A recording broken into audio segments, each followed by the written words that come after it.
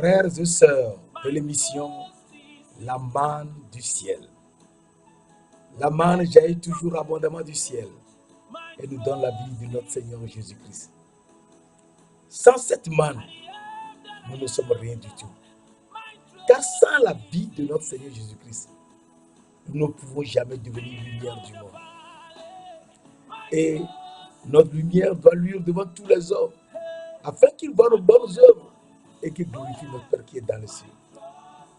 Cette émission est présentée par le serviteur Jules Comlan Sossou de l'église missionnaire Philadelphie de Christ à Lomé.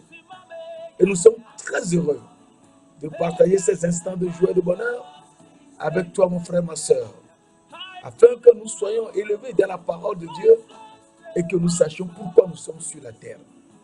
Nous sommes sur la terre pour apprendre en portant ce corps visible à retourner à nos pères dans les cieux pour la vie éternelle. Et nous sommes si heureux car nous qui sommes appelés par Dieu, nous devons savoir que nous sommes les fils du Dieu vivant. Et c'est cela qui est très important. Car nous disions la dernière fois que Dieu a dit, faisons l'homme à notre image, selon notre ressemblance. Donc Dieu a fait l'homme à son image. Il faudrait que l'homme soit maintenant à sa ressemblance. Et nous avons vu dans Genèse 1, verset 27, Dieu créa l'homme à son image. Il le créa en tant que fils de l'homme, car lui-même, Jésus-Christ, est fils de l'homme. Et nous aussi, nous étions créés fils de l'homme. Et étant fils de l'homme, Dieu nous dit, il le créa à l'image de Dieu. Et donc, il faut qu'on sache qui est l'image de Dieu. Et Jésus-Christ, qui est le fils de l'homme, et nous aussi, nous sommes fils de l'homme, ce n'est que lui qui peut nous montrer si nous sommes à l'image de Dieu. Et donc, dans 2 Corinthiens 4, verset 3-4, nous avons vu, nous faisons que la prévision et nous allons. La parole de Dieu nous dit, si notre évangile est voilé, encore voilé, il est voilé pour ceux qui périssent.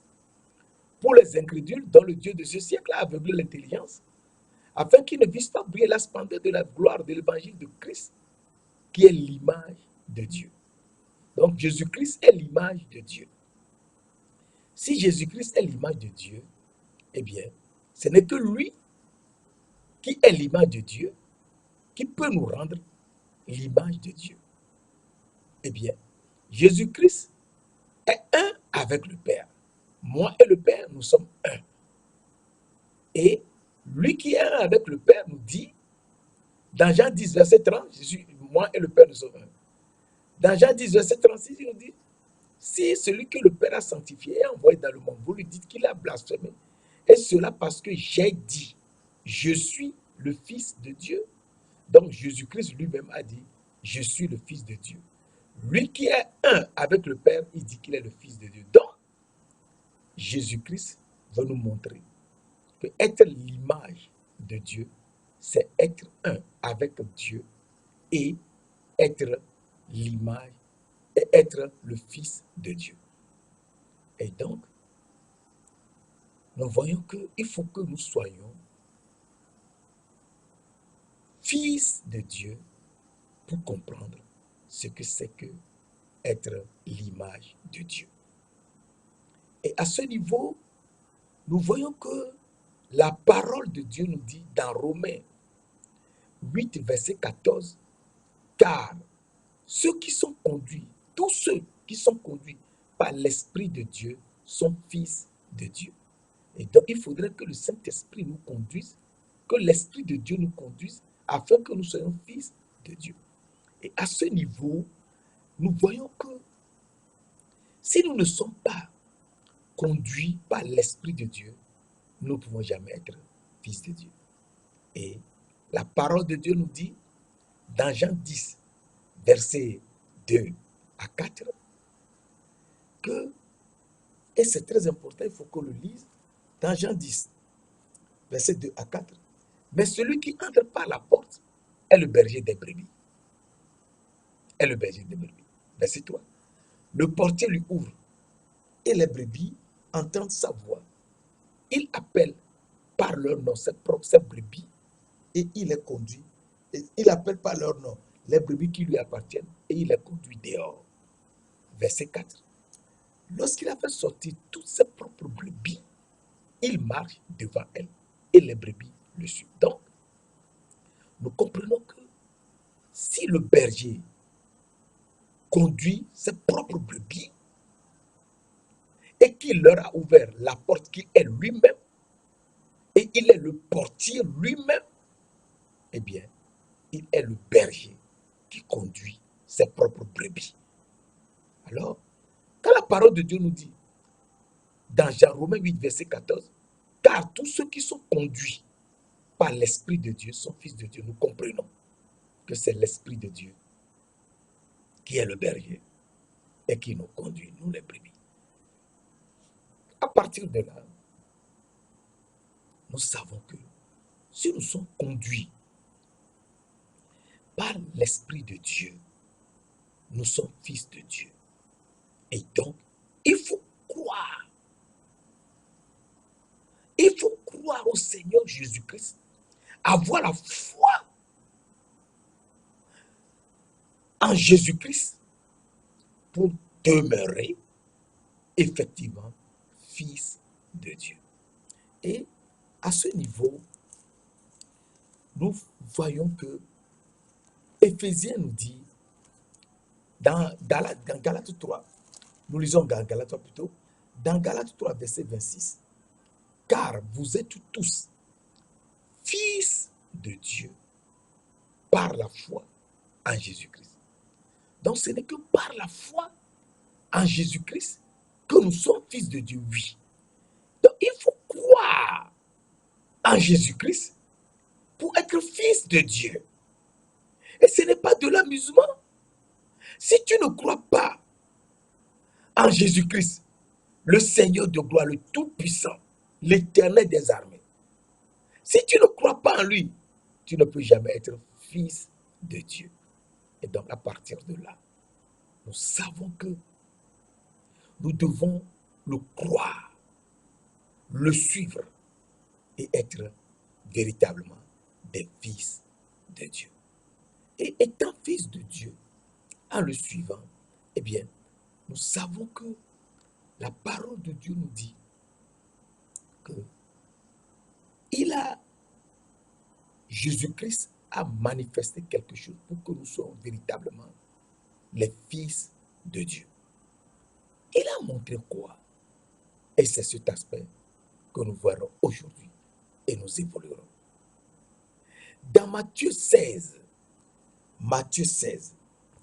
et c'est très important, dans Matthieu 16, verset 13, Jésus nous dit, Matthieu 16, verset 13, la parole de Dieu nous dit, et c'est très, Jésus a posé la question à ses disciples en leur disant, Jésus étant arrivé dans le territoire de Césarée de Philippe, demanda à ses disciples, qui dit-on que je suis? Moi, le Fils de l'homme. Donc nous voyons le Fils de l'homme. Alors,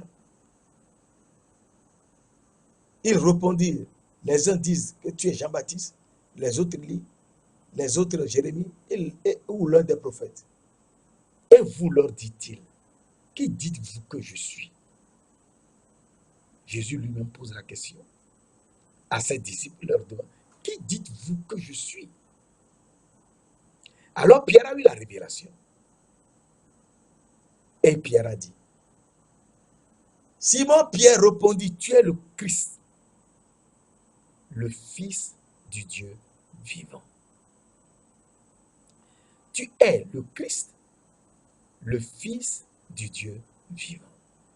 Et donc, connaître Jésus comme étant le Christ,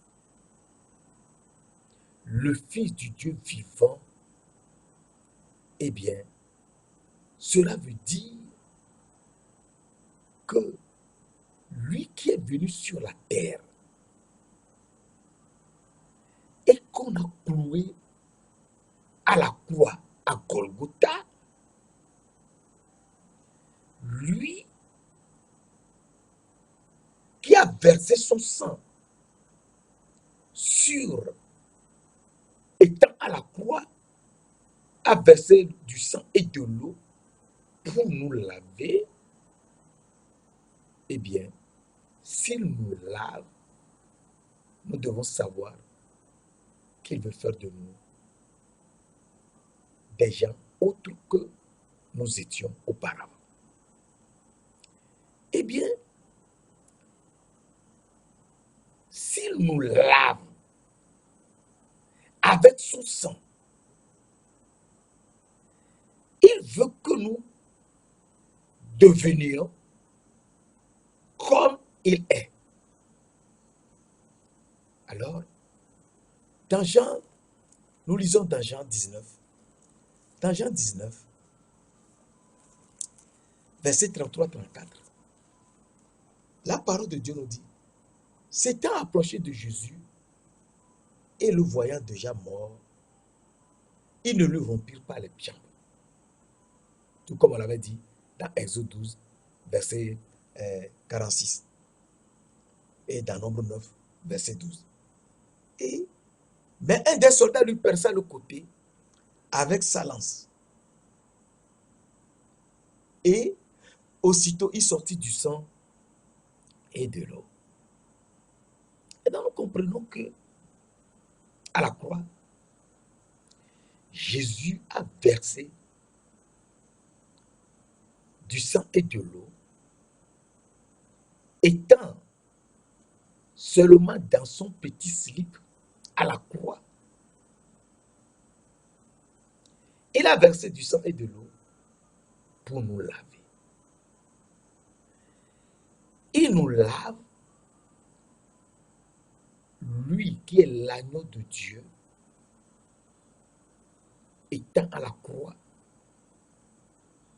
où il a prononcé la première parole. Dans Luc 23, verset 34. Père, pardonne-leur, car ils ne savent pas ce qu'ils font. Et cet aspect est très important, car étant dans cette chair visible, nous sommes visibles, parce que nous avons notre âme qui est invisible et à l'intérieur de nous, dans ce corps. Et dans le corps, nous sommes visibles. Et dans ce corps visible, il faut qu'on apprenne à partager, à pardonner aux autres leurs offenses, afin que notre Père Céleste nous pardonne aussi nos offenses. Alors Jésus dit dans Luc 23, verset 34, Père, pardonne-leur car ils ne savent pas ce qu'ils font. Et donc, quand son sang nous lave, nous apprenons à pardonner aux autres leurs offenses. Et c'est très important. Il faut qu'on apprenne, étant dans ce corps visible, où nous sommes visibles, à pardonner aux autres leurs offenses. Et donc, Jésus, qui est l'agneau de Dieu, qu'on a cloué à la croix, il est venu, lui, l'agneau de Dieu, il est venu faire pour nous ce que Ésaïe a dit dans Ésaïe 53, verset 7 à 9. Il a été l'agneau comme la boucherie. Et il n'a pas ouvert la bouche devant ceux qui l'attendent. Il n'a pas ouvert la bouche. Il a une brebis qui n'a pas ouvert la bouche devant ceux qui l'attendent. Et étant mort, il a été enterré dans le sépulcre du riche. Effectivement, sur la croix, Jésus a donné la première parole. Père, pardonne-leur car ils ne savent pas ce qu'ils font. Eh bien, sur la même croix, c'est Jésus l'agneau de Dieu qui a versé son sang. Et ce sang, c'est le sang de l'agneau qui nous lave. Et quand le sang de l'agneau nous lave, nous devenons une autre création. Cela veut dire quoi? Cela veut dire tout simplement que lorsque le sang qui est sorti du côté de la côte de Jésus, Jésus qui est cloué au bois, à la croix, eh bien, une fois que le sang tombe et de l'eau, et que Jésus lui est en haut, ce sang nous lave, nous tous qui sommes en bas. Et quand le sang nous lave, cela veut dire tout simplement que nous devons comprendre. Et c'est très important de le savoir. Nous devons comprendre que le sang qui nous lave, eh bien, nous enlève toute impureté. Nous enlève toute impureté. Et c'est très important de le savoir. Le sang nous lave, nous enlève toute impureté, toute souillure, afin qu'on devienne comme lui-même.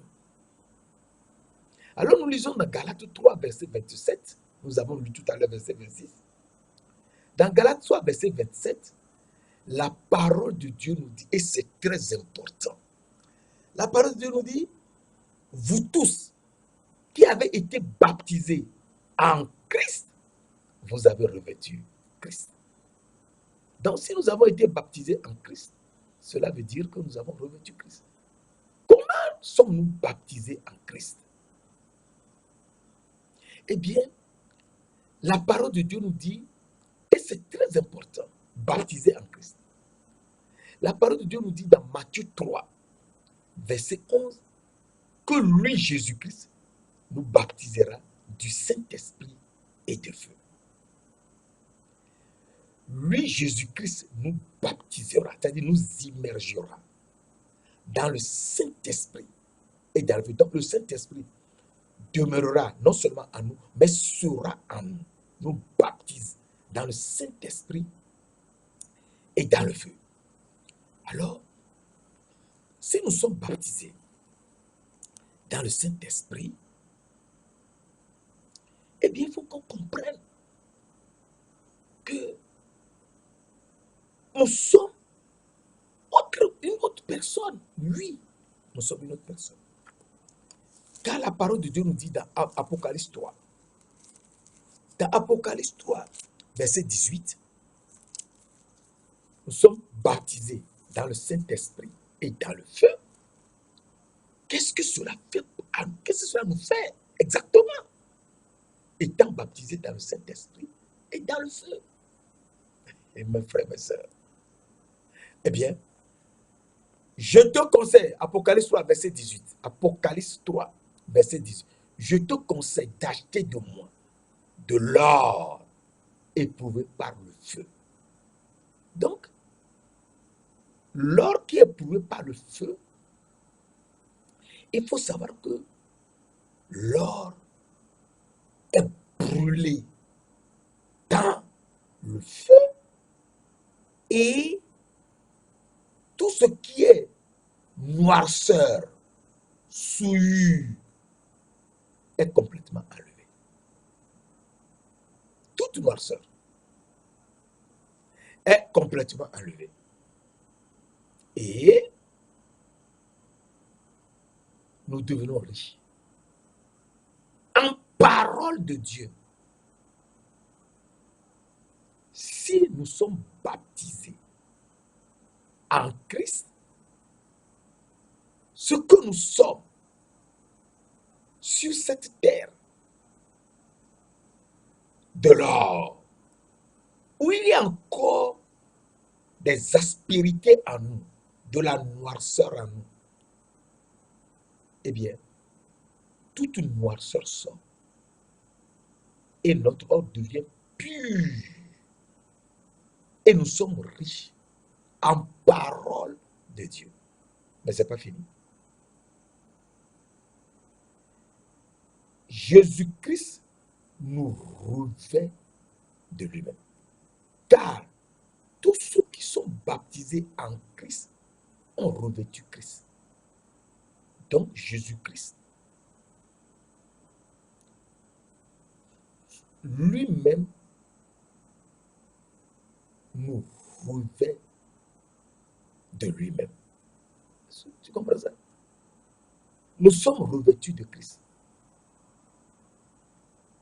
Et donc, si nous sommes revêtus de Christ, revêtus, pas vêtus, revêtus. Si nous sommes revêtus de Christ, cela veut dire que nous ne sommes plus nous-mêmes. C'est Christ qui nous a vêtus par lui-même. Eh bien, et des vêtements blancs. Pour que la honte de notre nudité ne paraisse plus. C'est ça. Les vêtements blancs, c'est Christ même qui se revêt de nous-mêmes. Et il est le vêtement blanc que nous portons. Et c'est très important, car Jésus-Christ nous dit dans Matthieu 17, verset 2, son visage resplendit comme le soleil et ses vêtements devinrent blancs comme la lumière. Et donc, nous qui sommes âmes vivantes, venus sur la terre, invisibles, que Dieu a soufflé dans la poussière de la terre et que nous sommes visibles dans la chair, eh bien, il nous fait quelque chose d'extraordinaire. C'est que lorsque nous avons perdu les yeux en mangeant l'arbre de la connaissance du mal, du bien et du mal, nous avons perdu nos yeux. Eh bien, maintenant, il nous baptise en lui-même dans le Saint-Esprit et dans le feu. Et nous avons la richesse de sa parole. Et il nous revêt de lui-même. Et donc, nous portons maintenant des habits de lumière. Ces habits de lumière, ce sont des vêtements blancs. Les vêtements blancs, c'est Jésus-Christ lui-même. C'est ce que je viens de te lire dans Matthieu 17, verset 2. Eh bien, nous ayant revêtus de lui-même, eh bien, il met un collier sur nos yeux, afin que nous voyions. Nous n'avons plus des yeux aveugles. Nous voyons dans l'éternité. Nous voyons jusque dans l'éternité. Et c'est très important. Des colliers pour oindre nos yeux, afin que nous voyions. Eh bien, nous voyons quoi? Nous voyons que nous sommes d'autres personnes. Nous voyons que nous ne sommes plus des brebis comme avant, mais que maintenant nous sommes des agneaux. Et si nous sommes des agneaux, ça veut dire que nous sommes une autre création. Oui, nous sommes une autre création. Dans 2 Corinthiens 5, 2 Corinthiens 5, nous lisons rapidement dans 2 Corinthiens 5, versets 17 et à 19. 2 Corinthiens 5, versets 17 à 19. Nous lisons. Si quelqu'un est en Christ, il est une autre création. Les choses anciennes sont passées. Voici toutes choses sont devenues nouvelles. Donc, si tu es en Christ, c'est-à-dire si tu as revêtu Christ, donc tu es en lui. Donc tu as revêtu l'habit blanc et que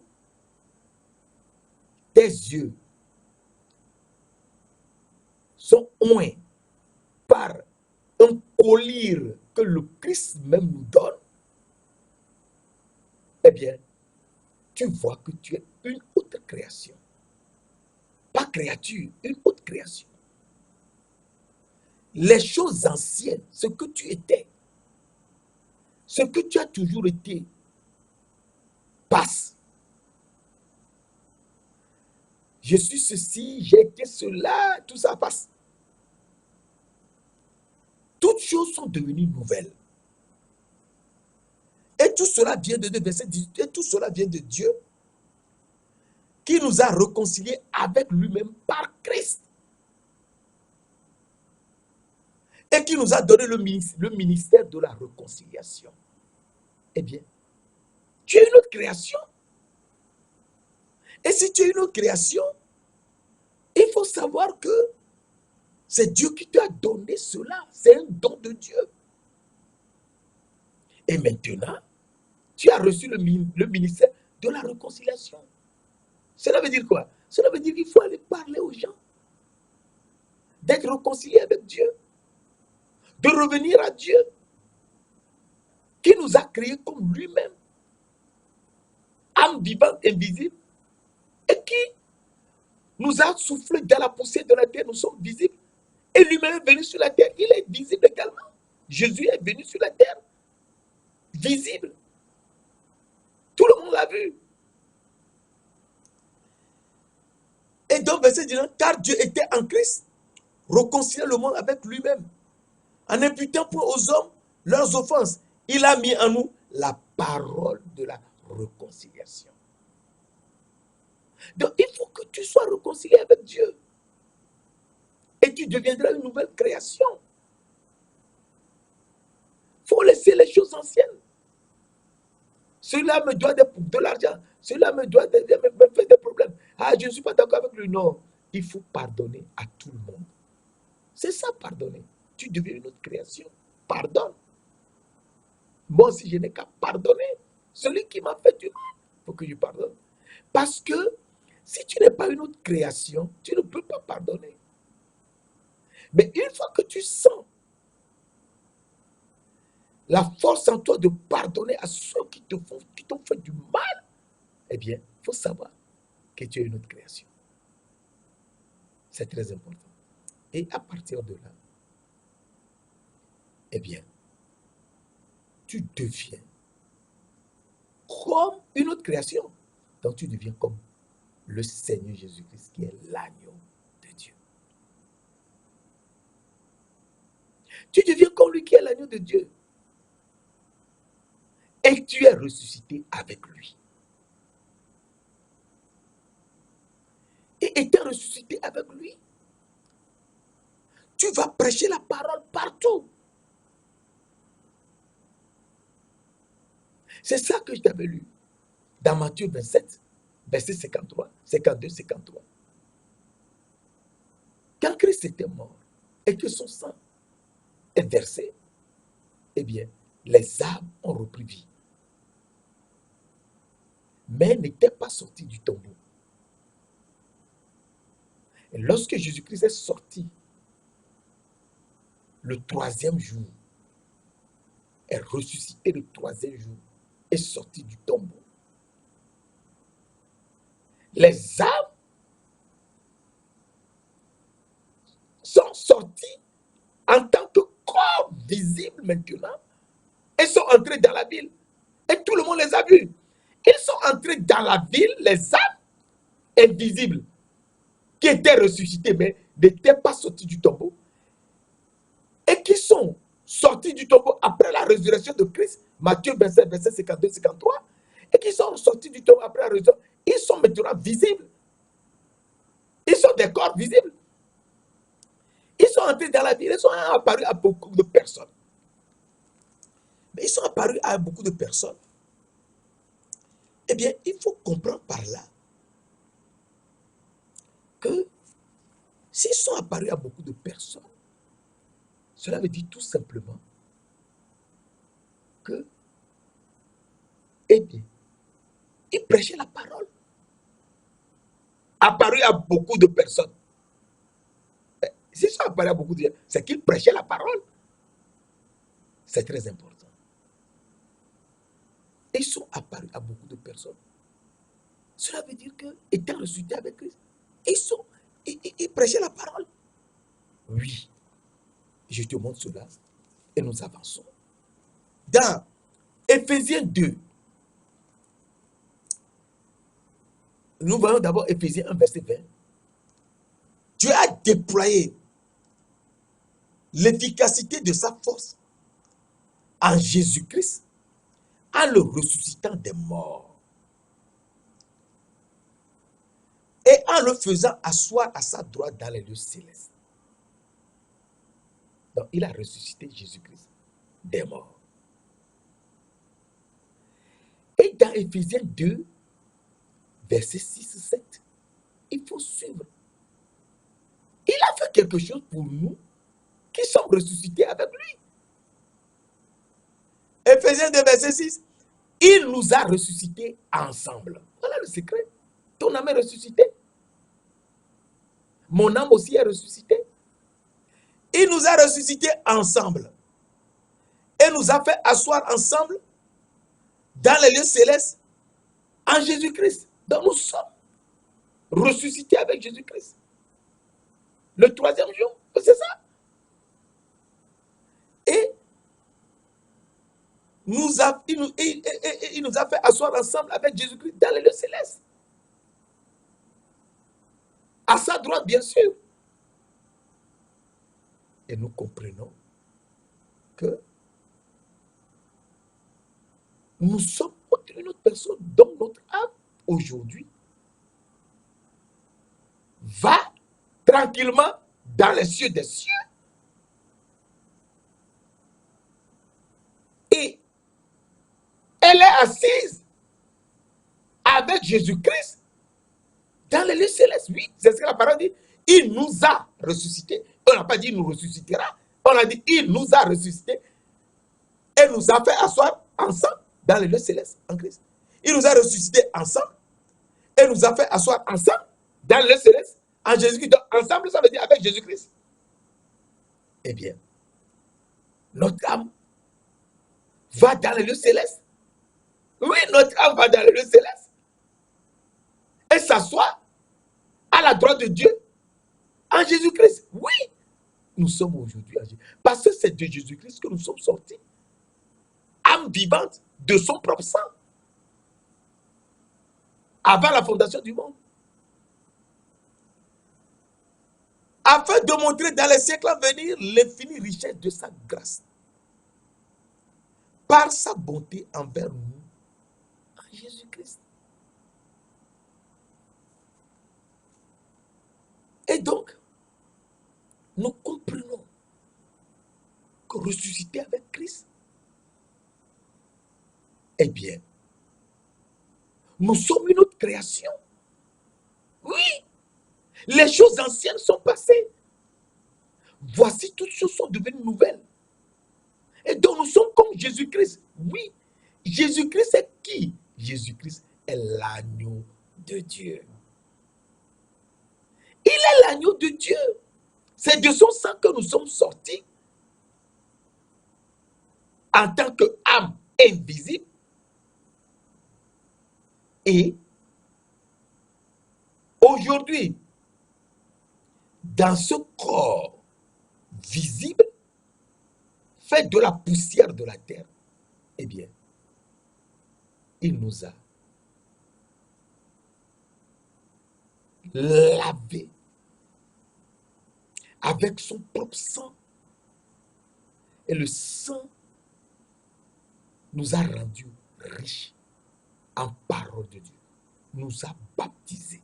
Le sang nous a baptisés. Et nous sommes devenus riches.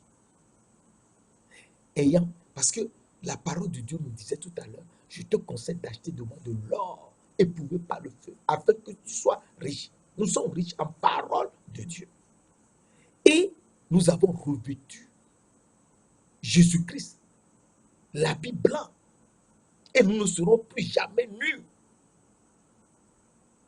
Et un collier pour de nos yeux. Et nous voyons une autre création. Et donc, à partir de là, nous savons que nous sommes une autre création. Et si nous sommes une autre création, eh bien, nous sommes des agneaux. Nous sommes des agneaux. C'est quoi? Oui. Nous sommes sortis du sang de l'agneau. Nous avons revêtu Jésus-Christ, qui est l'agneau de Dieu. Nous sommes en lui. Et il met un collier sur nos yeux afin que nous voyions que nous sommes aujourd'hui des agneaux. Nous sommes des agneaux. Une autre création. Alors,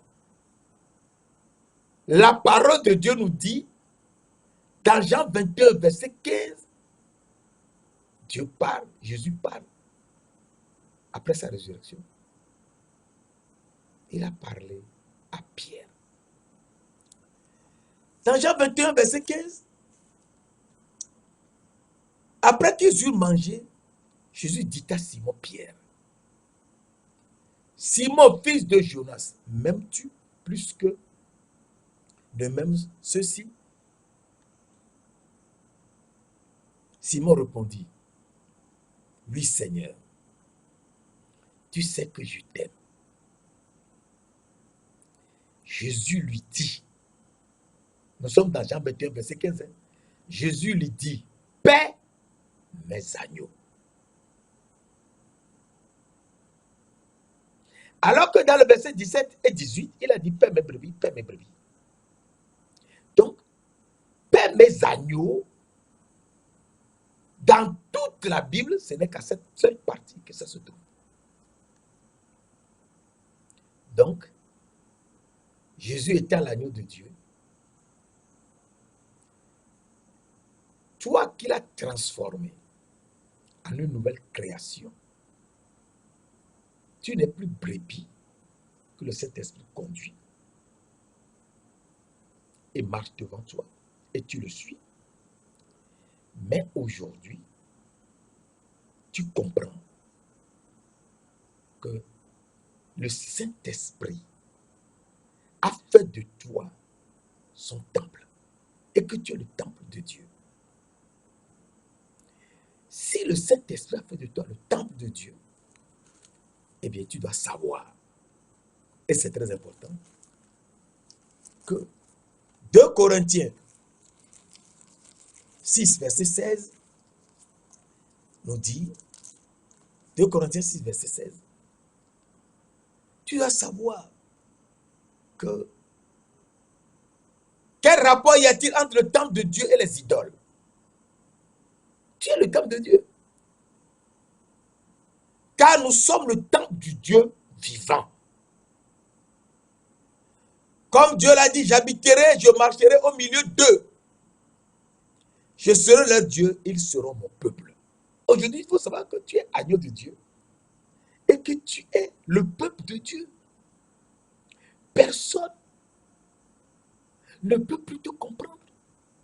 Tu es le peuple de Dieu, le peuple du Dieu vivant. Tu es le temple de Dieu, du Dieu vivant. Et donc, si tu es le temple du Dieu vivant, eh bien, il faut savoir que tu es agneau est donc temple du Dieu vivant.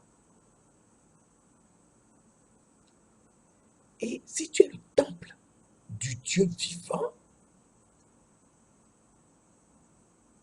Dieu a dit, j'habiterai au milieu, j'habiterai, je marcherai au milieu de toi. Et de ceux qui te suivent. De ceux avec qui tu es.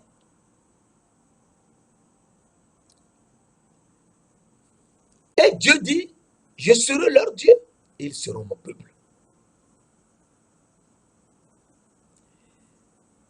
Alors, il faut savoir que Dieu a dit dans 1 Corinthiens 3, verset 16. 1 Corinthiens 3, verset 16, qui est un verset très important. Ne savez-vous pas que vous êtes le temple de Dieu et que l'Esprit de Dieu habite en vous? Si l'Esprit de Dieu habite en nous, l'Esprit de Dieu vient habiter en nous avec l'arche de Dieu.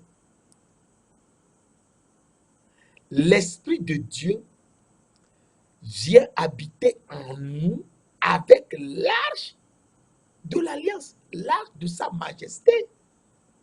Psaume 132, verset 8. Psaume 132, verset 8. C'est ça.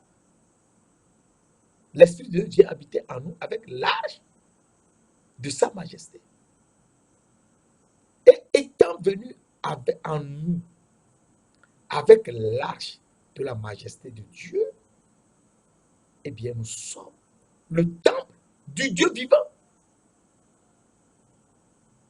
C'est ça. Et si nous sommes le temple du Dieu vivant, et que Jésus, qui est l'agneau de Dieu, a demandé, qui dit-on que je suis moi, le Fils de l'homme? Et que Pierre a répondu, tu es le Fils du Dieu vivant, tu es le Christ, le Fils du Dieu vivant. Et donc, nous aussi, nous devons savoir que étant agneau de Dieu, Dieu nous a fait quelque chose d'extraordinaire. Et ce quelque chose, nous devons le savoir. En tant qu'agneau, aujourd'hui, revêtu de Christ, donc d'habit blanc, ayant un collier sur les yeux, pour que nous nous voyions une nouvelle création, c'est-à-dire des agneaux de Dieu, comme Jésus-Christ est l'agneau de Dieu. Dans ce corps, nous sommes aujourd'hui des agneaux de Dieu. Nous sommes une autre création. Eh bien, l'Esprit de Dieu vient habiter en nous. Et là, nous comprenons ce que Dieu de gloire est venu faire sur la terre, dans le pays de Canaan. Dans le pays de Canaan, où Abraham, Isaac, Jacob ont été enterrés. Dans ce pays où, lorsque Sarah était morte et enterrée dans la caverne de Macpéla, en face de Mamré, que Abraham a acheté auprès des fils de Éphron, qui sont les fils de Heth, Heth qui est le fils de Canaan. Après avoir enterré Sarah, Abraham a pris une femme dans le territoire de Canaan, qu'on appelle Ketura, et ce Canaan qu'on appelle dans la Bible l'Éthiopie, l'Éthiopien. Canaan est appelé l'Éthiopie. Jérémie 43, verset 6. Très important. Ézéchiel 30, verset 5. Naoum 3, verset 6. Et c'est très important de savoir ces choses, parce que si tu ne les connais pas, tu es perdu. Eh bien, ceux-là qui sont les descendants de Canaan, Jésus est mort dans le territoire là où ont été enterrés Abraham, Isaac et Jacob, qu'on appelait Mapéla, mais qui plus tard on appelle Golgotha. Jésus est enterré là. Lui, l'agneau de Dieu, a versé son sang sur ce territoire, l'a purifié et a sorti Canaan et toute sa descendance jusqu'à nous aujourd'hui. Il ne faut pas oublier que lorsque Ketura a épousé Abraham, les 6 garçons que Ketura a donnés à Abraham ont été tous circoncis. Et tous les enfants que les fils de ces fils ont eu par la suite ont été également tous circoncis. Jusqu'à nous aujourd'hui et au-delà de nous. La circoncision que Dieu a donnée à Abraham, nous tous, nous sommes circoncis. Et c'est ça un secret qu'il faut connaître, que tu es descendant d'Abraham, toi qui es circoncis. Car Dieu donne sa promesse à Abraham et à sa postérité. Et donc, nous lisons les enfants, les descendants de Ketura, l'Éthiopienne, et d'Abraham. Les 6 garçons que Abraham a envoyés auprès de leur grand frère Ismaël dans le pays d'Orient, eh bien, eux qu'on appelle les païens, parce qu'ils n'adorent plus Dieu comme cela se doit, comme Abraham, Isaac et Jacob, on les appelle les païens, parce qu'ils étaient dans le pays d'Orient, mais ils étaient sacrificateurs. Ils adoraient Dieu comme leur grand-père Abraham, mais ils ne savaient pas très bien. Mais Dieu les a aimés. Et lorsqu'il est venu sur la terre, il a fait venir les mages du pays d'Orient qui ont quitté le pays d'Orient et sont venus avec de l'or pur, de l'encens pur et de la myrrhe pure en grande quantité. Et lorsque Joseph, Marie ont pris le petit enfant Jésus et ont fui Israël, Bethléem, pour aller dans le pays d'Égypte, eh bien, ils ont vendu en Égypte de l'or, de très grande qualité, de l'encens et de la myrrhe. Et ils étaient riches. Je te l'avais dit la dernière fois. C'est la bénédiction de l'Éternel qui enrichit. Et il ne l'a fait sur d'aucun chagrin. Ils étaient riches. Parce que Jésus-Christ est riche. Et il a fait de nous des riches, bien qu'ils soient pauvres. Et donc, nous lisons dans Romains 9, verset 23 à 26. Je te l'avais lu la dernière fois, je fais que me répéter moi. Et s'il a voulu faire connaître la richesse de sa gloire envers des vases de miséricorde qu'il a d'avance préparés pour la gloire. Donc Dieu a préparé d'avance. Non, quand on dit d'avance, c'est avant la fondation du monde. Dieu a préparé des vases de miséricorde pour la gloire avant la fondation du monde.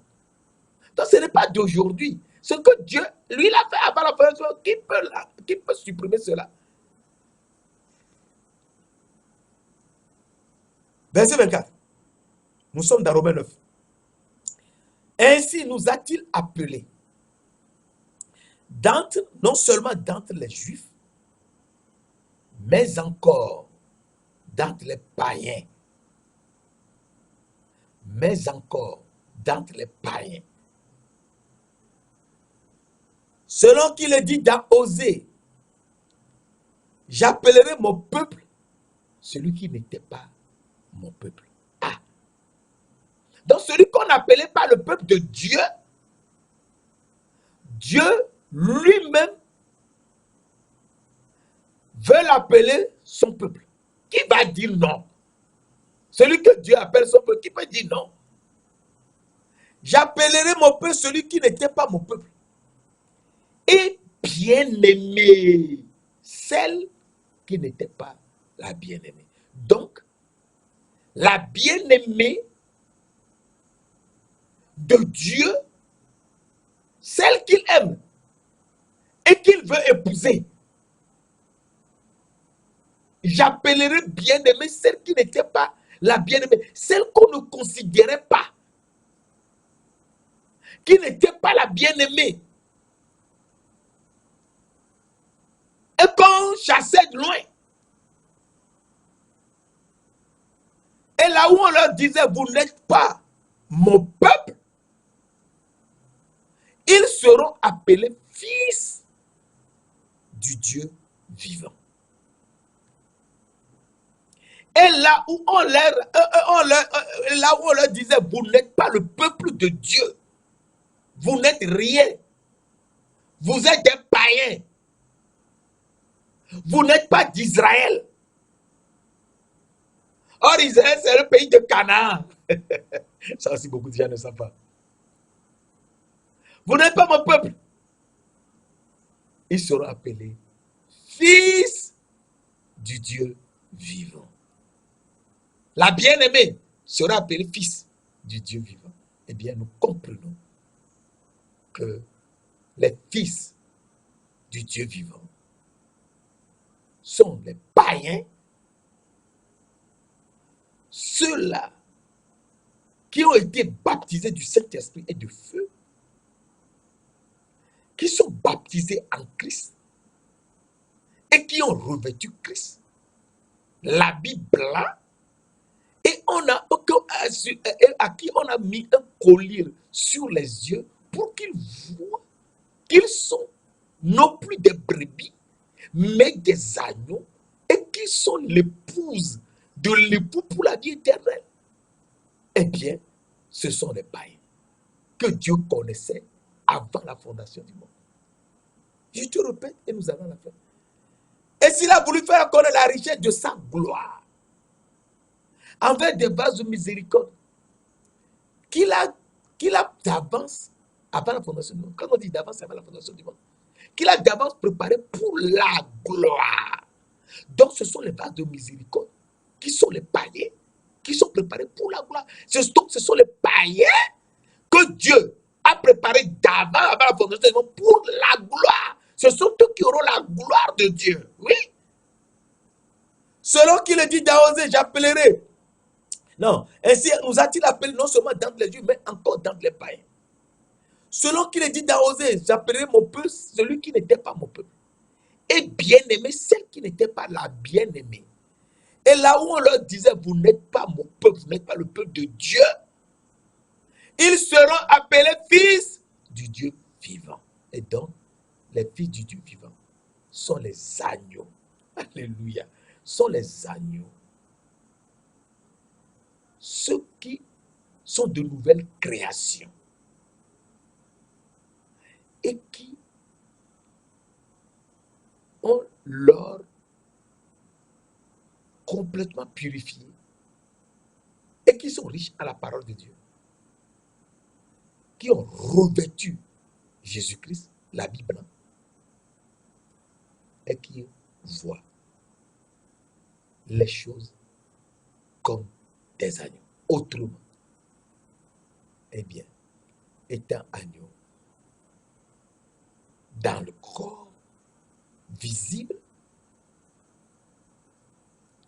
et étant âme invisible sortie du sang de l'agneau et corps visible agneau sorti du baptême du Saint-Esprit et de feu, donc baptême de Christ, et ayant revêtu Christ, et ayant un collier sur les yeux, eh bien, ils sont des agneaux. Ils sont fils du Dieu vivant, comme Jésus-Christ est le fils du Dieu vivant. À partir de là, ils sont comme Jésus-Christ. Et s'ils sont comme Jésus-Christ, eh bien, Dieu de gloire, qui a fait cela, les transforme et leur redonne la nourriture de leur âme. Quelle est la nourriture de leur âme? La nourriture de l'âme, c'est la parole de Dieu. Et donc, les agneaux ont une autre révélation. Ils comprennent la parole autrement maintenant. Et la révélation extraordinaire qu'ils ont, c'est que leur âme mange la parole de Dieu. Et la parole de Dieu, c'est Jésus-Christ. La parole de Dieu, c'est Jésus-Christ. Et ils sont devenus la lumière. Et donc, je te donne Matthieu 27, Matthieu 26, verset 26 nous dit, prenez et mangez, ceci est mon corps. Son corps, c'est quel corps? C'est le corps de la parole. Jésus-Christ est la parole de Dieu. Il nous donne son corps, donc il nous donne la parole. Est-ce que tu sais ça? Jésus-Christ est la parole de Dieu. Eh bien, il nous donne son corps, il nous donne la parole.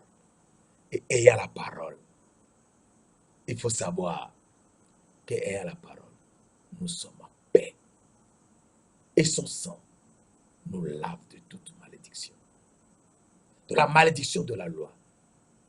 Quand il a versé son sang dans le pays de Canaan, à Golgotha, c'est ça le pays de Canaan.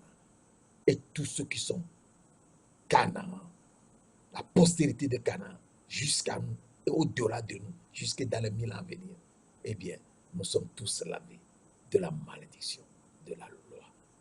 Et nous sommes aujourd'hui des agneaux de Dieu. Saint-Esprit, Esprit du Dieu vivant, Esprit de gloire, nous te louons. Car tu es l'Esprit de vérité. C'est toi, l'Esprit de la vérité. Conduis-nous dans la vérité. Conduis-nous dans la vérité. Et montre-nous qu'aujourd'hui, tu as fait de nous ton temple. Et que tu es en nous avec l'âge de la majesté de Dieu. Et ayant en nous l'âge de la majesté de Dieu, nous sommes le temple du Dieu vivant. Et dans le temple du Dieu vivant, nous sommes également les fils du Dieu vivant, comme Jésus-Christ est le fils du Dieu vivant. Et Jésus-Christ, qui est le fils du Dieu vivant, est l'agneau de Dieu. Et nous aussi, nous sommes fils du Dieu vivant, nous sommes agneaux de Dieu. Étant agneau de Dieu, conduis-nous. Conduis-nous. Pour que nous devenions l'épouse de l'agneau de Dieu. Nous sommes des agneaux. L'épouse de l'agneau de Dieu, qui est Jésus-Christ. Merci de nous l'avoir déjà fait au nom précieux de notre Seigneur Jésus-Christ.